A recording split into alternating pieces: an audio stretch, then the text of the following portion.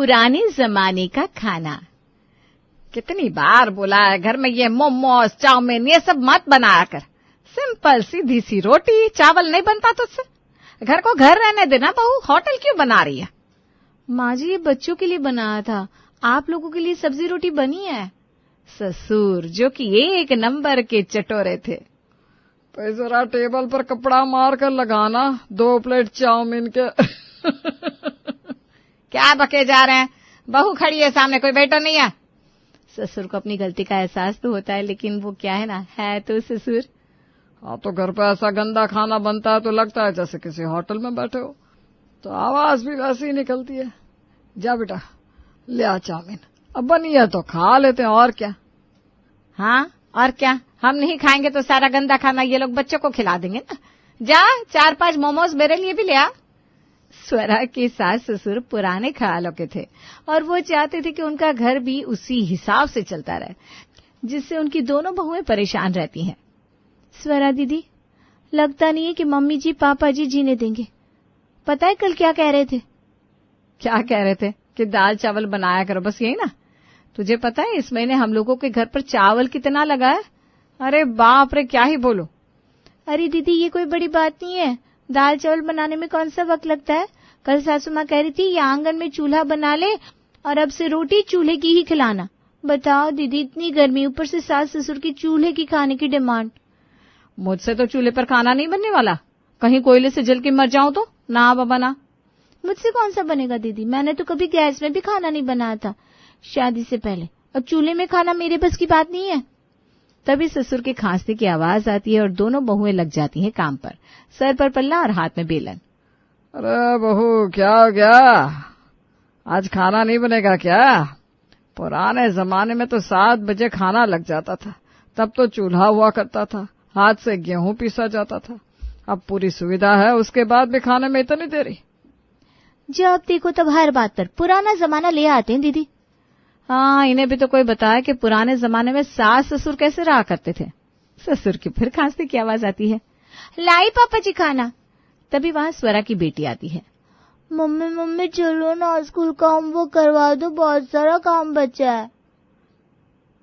पुराने जमाने में तो दादा दादी बच्चों को पढ़ाते लिखाते थे, जा अपने दादाजी के पास बैठकर अपना होमवर्क पूरा कर ले। ससुर अलका की बात सुन लेते हैं। हाँ हाँ क्यों नहीं, लाओ लाओ, आओ बिटिया मैं कराता हूँ तुम्हारे स्कूल का काम, वैसे भी तुम्हारी माँ को आता ही क्या है। ससुर की बात सुनकर अलका हंसती है और कहती है, दीदी ससुर जी को कम मत समझिए, सासू माँ से भी 4 हाथ आगे हैं ये ताने बोलियां सुनाने में। तो सुनाने देना, मुझे कोई फर्क नहीं पड़ता। जब देखो तब पुराने जमाने का रोना लेकर बैठे रहते हैं, पर जब उनका दामाद आता है तब तो कोई पुराना जमाना उनको याद नहीं आता, तब तो ये एकदम मॉडर्न और शहरी हो जाते हैं। हाँ भाभी ये ठीक कह रही हैं आप, मुझे क्या लगता है कि दामाद जी ही ठीक करेंगे इनको। वक्त गुजरता है और सास ससुर की सोच बहू के लिए जैसी की तैसी रहती है। फिर एक रोज, अरे बहू ये जूता तान कर कहाँ निकल रही है सुबह सुबह? हाँ कहाँ जा रही है बता तो। माँ जी वजन बढ़ता जा रहा है, साथ में 100 बीमारियां लग रही हैं, सोच रही हूँ थोड़ा वॉक करना शुरू कर दूं, आप चलेंगी मेरे साथ? वॉक? अरे ना ना ना, वॉक पर नहीं जाएगी तू। अगर तू वॉक पर गई तो हम लोगों को चाय कौन बना कर देगा? चाय के लिए तो आपको रुकना पड़ेगा, बस मैं आधे घंटे वॉक करके आती हूँ, फिर चाय बनाती हूँ सबके लिए। सास कुछ नहीं कहती और अलका वॉक के लिए निकल जाती है। दोपहर को जब सारा काम करके अलका फ्री होकर अपने कमरे में सोने जा रही थी कि ससुर आवाज देते हैं, अलका बहू देखो तुम्हारे लिए क्या लाया हूँ। अलका खुश हो जाती है कि पहली बार जिंदगी में सास ससुर उसके लिए कुछ लेकर आए हैं। लेकिन ये क्या? पापा जी ये क्या है? तुम्हारे वॉक की मशीन है बहू, वो क्या है ना, चाय तो हमें पूरे वक्त पर ही चाहिए। अलका देखती है सामने हाथ से गेहूं पीसने की चक्की रखी है। अब यह चक्की रोज 2 बार चलाना, हाँ? रोज रोटी के लिए घर का ही आटा होगा, घर का पीसा आटा भी मिल जाएगा और तेरा स्वास्थ्य भी ठीक रहेगा। क्या? फिर क्या, अगले रोज से अलका का वॉक करना रुक जाता है और वो 2 वक्त रोटी के लिए गेहूं पीसने लगती है। क्या अलका, तूने तो अपने पैरों पर कुल्हाड़ी मार ली खुद ही, क्या जरूरत थी उनके सामने वॉक पर निकलने की? अब पीसो चक्की। अलका बेचारी क्या करती। फिर एक रोज स्वरा तैयार होकर बच्चों के स्कूल जा रही थी। बेटा ये क्या पहना है, ये हमारे घर की परंपरा रही है क्या? पुराने जमाने से बहुएं साड़ियां पहनकर सर से पल्ला लेती थी, तभी घर से बाहर कदम रखती थी। ये सूट वूट हमारे घर पर कोई नहीं पहनता। जाओ इसे बदल कर आओ। वैसे जा कहाँ रही हो तुम? पापा जी, बच्चों के स्कूल जा रही हूँ। स्कूल में कोई भी पेरेंट्स साड़ी पहनकर नहीं आते, और खास करके नेहा ने कहा है कि साड़ी मत पहनकर आना। उसकी सारी सहेलियों की माँ जींस टॉप में आती है। अगर मैं सारी औरतों की तरह जींस नहीं पहन सकती तो कम से कम सूट तो पहन लूं। उसकी बेइज्जती होगी अगर मैं सर पर पल्ला लेकर गई तो। वो ऐसे स्कूल में पढ़ाने की जरूरत क्या है, हैं? जहाँ साड़ी पहनकर जाने पर बेइज्जती होती है। तभी वहां नेहा आती है। दादी प्लीज, आप अपने पुराने जमाने के ख्याल हमारे ऊपर ना थोपे। आपको पता है लास्ट टाइम मम्मा साड़ी पहनकर आई थी तो कैसी लग रही थी? मेरी सहेलियां आज तक मुझे चिढ़ाती आ रही है। जींस टॉप ना सही, पर मम्मा सूट पहनेगी। ससुर को नेहा की बात सुनकर गुस्सा आ जाता है और वो नेहा को एक जोर का थप्पड़ लगा देते हैं। थप्पड़ तो नेहा को पड़ता है, लेकिन डर स्वर आ जाती है। वो अंदर जाकर साड़ी पहन लेती है। जब कमरे में नेहा आती है, तुझे पता है ना दादा दादी पुराने ख्यालों के हैं, तो क्यों ऐसे जिद करती है? माँ, अगर आप सूट पहनकर स्कूल नहीं आ रही है तो आपको मेरे स्कूल आने की जरूरत भी नहीं है। मुझे नहीं जाना ऐसे स्कूल। साड़ी भी आप गंवार वाली पहनती है। साड़ी पहनी तो अच्छे से पहनी जैसे मेरी टीचर पहनती है। स्वरा क्या कहती कि नई साड़ियां खरीदने की भी इजाजत नहीं है। मिलने बरतने वाले लोग जो साड़ी दे जाते हैं, बस वही साड़ी उसके साथ सिलाने के लिए देती है। फिर शाम को, पता नहीं दीदी कहाँ से कांदा लहसुन की महक आ रही है। सच में दीदी, कभी कभी ना बड़ा मन करता है ऐसा लहसुन से भरा खाना खाने का। हमारे घर में कांदा लहसुन क्यों नहीं डालते सब्जी में? अरे डालते हैं, लेकिन मौका पड़ने पर। ससुर जी तो खूब चाव से कांदा लहसुन वाला खाना खाते हैं, पर वही है ना, अपने पुराने जमाने का राग इनकी नाक ऊंची कर रखी है। तभी सासू माँ आ जाती है। क्या बातें हो रही है तुम दोनों के बीच? लहसुन वाला खाने का मन कर रहा है सासू माँ, आज बना ले क्या? हरे कृष्णा हरे रामा हरे राम। आज तो बहू बड़ी पूर्णमासी है। आज के दिन तो व्रत रखना चाहिए, और तुम लहसुन की बात कर रही हो? पुराने जमाने में घर में कांदा लहसुन बिल्कुल नहीं बनता था। अगर बनता भी था तो घर के बाहर चूल्हे में, समझ रही हो? और उसके बर्तन भी अलग होते थे। अब आज तो मैं इजाजत नहीं दूंगी, लेकिन बाद में कभी देखती हूँ। बस फिर क्या था, दोनों बहुएं वहां से चली जाती हैं। शाम को बहुएं खाना बना रही थी कि बड़ा बेटा अजय आ जाता है।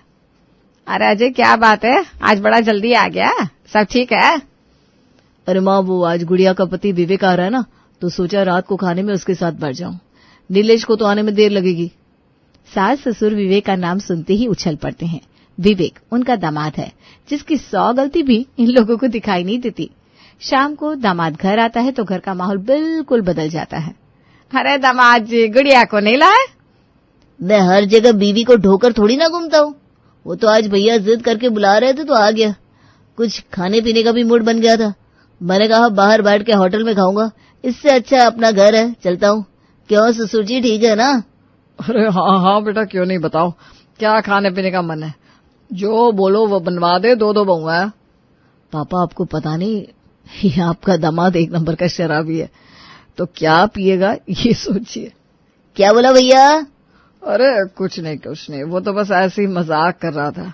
हाँ हाँ, क्यों नहीं, करते ना इंतजाम। वैसे बेटा स्वास्थ्य के लिए बहुत खराब होती है, ये तो पता है ना तुमको?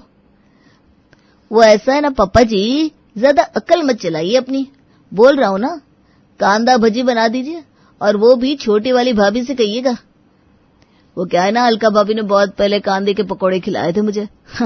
आज तक उसका टेस्ट मेरे मुंह में बसा हुआ है। अलका तो ये सुनकर खुश हो जाती है। हे भगवान, कुछ और मांगा होता तो वो भी मिल जाता। कांदा लहसुन खाने का मन हो रहा था और आ भी गया चांस। अरे बहू, जमाई राजा को कांदा के पकौड़े खाने का मन कर रहा है तो जाकर किचन में तैयारी कर, और साथ में बटाटे में लहसुन की चटनी डालकर उसके भी पकौड़े बना लेना। मैं अजय से कहती हूँ तुझे सामान ला कर देगा। अलका का भी मन बहुत होता है कांदा लहसुन खाने का, लेकिन अभी तो सास ने डांटा था उसे, तो सास की क्लास लगाना भी तो जरूरी है। नहीं माँ जी, आज तो बहुत बड़ी पूर्णमासी है। आज तो दुनिया भर के लोग व्रत रखते हैं। मुझसे नहीं बन पाएगा कांदा लहसुन वाला खाना आज। देख, ज्यादा नौटंकी मत कर, समझी? चुपचाप खाना बनाने की तैयारी कर, हमारे जमाई राजा को खाना है। अलका मन ही मन मुस्कुराती है और किचन में चली जाती है। देखा, मैंने बोला था ना, सब बनता है घर में, बस सुविधा के अनुसार। जब जवाई आ गया तो ये घर की सारी पुरानी परंपरा, सारे कायदे कानून उस छत के ऊपर दिखेंगे। दोनों बहुएं हंसने लगती है। खैर जमाई राजा खाकर खूब सारा पीकर घर से निकल जाते हैं। हाय रे माँ जी, मेरे पैर पर बहुत चोट लगी है, चला भी नहीं जा रहा। दामाद जी भी जा चुके हैं, मैं चलिए अपने कमरे में सोने। माँ जी मैं सारा बर्तन रख देती हूँ, और कोई काम है तो बता दीजिए। ऐसा कैसे कोई काम नहीं है? हमारे घर में ये सब गंदी चीजें जब बनती है तो उसके बाद पूरे घर की धुलाई होती है। तो एक काम कर, पूरे घर को पानी से धो, पूरा घर शुद्ध कर, अगरबत्ती जला और उसके बाद सोने जाना। छोटी बहू समझ जाती है कि अचानक से बड़ी बहू ने क्यों चोट लगने का नाटक कर दिया। माँ जी मुझे तो माफी करिए, वो क्या है ना, आज इतना सारा खाना बनाते बनाते मेरे हाथ में बहुत दर्द हो रहा है। लहसुन छिलने में कितना टाइम गया आपको पता भी है। मैं जा रही हूँ सोने और बिखरे बर्तन बटोर देती हूँ बस। छोटी बहू भी बर्तन बटोर कर अपने कमरे में चली जाती है। पर अगली सुबह ये क्या, पूरा घर जैसा का तैसा। अरे ये क्या, कल रात घर की धुलाई नहीं हुई? माँ जी आप तो मुझसे धुलवाई करवाती थी जब भी घर में कांदा लहसुन वाला खाना बनवाती थी। क्या हो गया, बड़ी बहू बीमार हो गई तो क्या छोटी बहू को प्रेशर नहीं देना चाहिए? वाह दीदी, तो ये आपकी चाल थी। वही मैं सोचूं, आपको तो कहीं चोट नहीं लगी, अब क्यों बहाना बनाकर अपने कमरे में चली गई? अब जो चीजें मैंने झेली है एक बार तू भी तो देख, कैसे मैंने इस घर में अपनी जिंदगी काटी है। पूरा खाना बनाने के बाद, सबको खिलाने के बाद, बर्तन बटोरने के बाद, पुरानी परंपरा का पालन करते हुए पूरे घर को पानी से धोकर अगरबत्ती जलाकर सोने जाती थी। फिर चाहे शरीर कांप ही क्यों न जाए। तो क्या हुआ, कल रात को तो ऐसा कुछ भी नहीं हुआ इस घर में। मैं थक गई थी दीदी, पर कोई बात नहीं। मैंने सोचा जो परंपरा है वो तो है ही। मुझे लगा शायद सासू माँ और ससुर जी मिलकर पूरा घर धो देंगे, लेकिन ये क्या, परंपरा तो टूट गई। क्यों पापा जी, है ना? ससुर सास की तरफ देखे सास ससुर को। हाँ हाँ क्यों नहीं, मैं धोने लगी थी पूरा घर। वो तो तुम्हारे पापा जी ने कहा वो धो देंगे तो मैं सोने चली गई। अब देख रही हूँ घर धुला भी नहीं है। क्या जी, क्यों नहीं धोया आपने पूरा घर? अरे भगवान, ऊपर वाले का तो खौफ रखो। इस उम्र में इतना झूठ बोलकर कहाँ जाओगे? तुमने कब मुझसे कहा कि तुम धो दो घर? अरे ये आसान बात है क्या? रात में पूरा घर पानी से धोना, अगरबत्ती जलाना, अरे मेरे बस की बात नहीं है ये। वही तो पापा, पुरानी परंपरा का सारा बोझ आपने हमारी बीवियों पर डाल रखा है। ये तो भला हो इन दोनों लड़कियों का जो हमारा घर छोड़कर भागी नहीं, वरना कोई और होता तो कब का भाग जाता। अलका जब देखती है कि हवा बहुओं की तरफ से है तो वो भी बहती गंगा में हाथ धोने की कोशिश करती है। भैया आप सही बोल रहे हैं, लेकिन अब बहुत हो गया, अब हमसे नहीं होता इतना काम। हमारी भी एक कैपेसिटी है काम करने की, हम भी थक जाते हैं। बस बस, ज्यादा बोलने की जरूरत नहीं है। अब ऐसा कोई तुमसे कुआं नहीं खुदवाते हम, बस घर की जो पुरानी परंपरा है बस उसी का पालन करवाते हैं। और अगर नहीं पालन कर सकती हो तो अपने घर जाओ। और ये तू क्या कह रहा है अजय कि ये भागी नहीं है? अरे हमने कौन से कोड़े बरसा दिए जो ये नहीं भागी? और देख बेटा, तुझे लग रहा है ना कि हम जुर्म कर रहे हैं, तो कल से इस घर में रहने की कोई जरूरत नहीं है। अजय देखता है कि गंगा तो उल्टी बह रही है, माँ बाप उसको घर से निकालने की बात कर रहा है तो वो भी पलट जाता है। अरे नहीं नहीं, मम्मी सही कह रही है, घर की परंपरा को तो बरकरार रखना ही है, और ये दोनों नहीं करेंगे तो कौन करेगा? आखिर आप भी तो कभी बहू थी। आ गया ना लाइन पर? अब बोलने से पहले 100 बार सोच लिया कर, समझा? अब जा यहाँ से। अजय वहां से निकल जाता है और दोनों बहुएं समझ जाती हैं कि उनकी जिंदगी में कभी भी बाहर नहीं आ सकती। रहना है तो इसी स्थिति में रहना है। लेकिन कहते हैं ना, 100 रास्ते भले बंद हो जाए लेकिन ऊपर वाला एक रास्ता जरूर खोल देता है, और वो रास्ता था। अरे दामाद जी आए, सुन रहे हैं? हमारे तो भाग्य खुल गए। कल रात में आप खा पी कर गए और आज सुबह नाश्ते में भी आ गए। ऐसा लग रहा है जैसे भगवान खुद घर पर भोग लगाने आए हैं। बताइए आज क्या बना दे आपके लिए? सासू माँ, रात का सर दर्द अभी तक उतरा नहीं है। सबसे पहले एक नींबू पानी और उसके बाद 1 प्लेट कांदा पोहा और लहसुन की चटनी के साथ बटाटा वड़ा। जरा जल्दी करना। अभी तो सबने आंख खोली ही थी, ऐसे में ही आंख खोलते ही कांदा लहसुन ये तो इस घर की परंपरा कभी थी ही नहीं। कांदा पोहा तो माँ जी ही बहुत अच्छा बनाती है, आज वही बनाएंगी। क्यों, सही कह रही हूँ ना? वह भी सही बात है, माँ जी के हाथ का कुछ भी नहीं खाया मैंने अभी तक। आज तो कांदा पोहा मैं सासू माँ के हाथ का ही खाऊंगा। अरे नहीं, मैं तो अभी नहाई भी नहीं हूँ, ना ही पूजा की है। पूजा के बिना मैं कुछ नहीं करती। तो फिर मैं चला अपने घर, बोलूंगा आपकी बेटी को कि तुम्हारे घर से भूखे पेट आ रहा हूँ। अरे नहीं नहीं, ऐसा मत करिए। मेरी दोनों बहुएं आपकी अच्छे से अच्छी खातिरदारी करेंगी।